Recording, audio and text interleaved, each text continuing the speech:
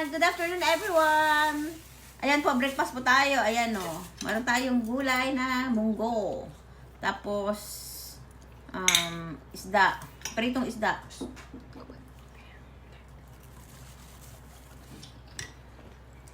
Ayan, magbunggo tayo. Ayan o, kukunti yung nailagay nating malunggay kasi hindi pa masyadong madaming malunggay yung natin. Hindi pa siya masyadong nagtalbos.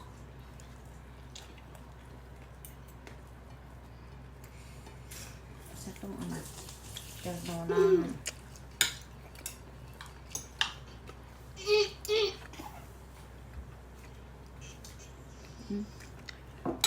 isa.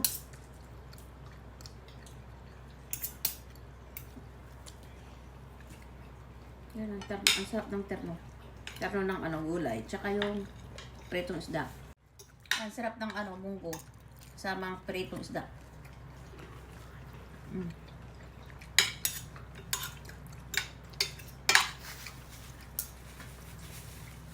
Kain po.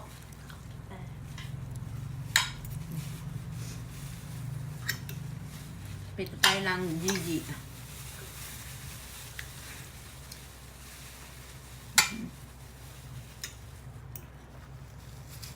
Tapusin natin yung isda.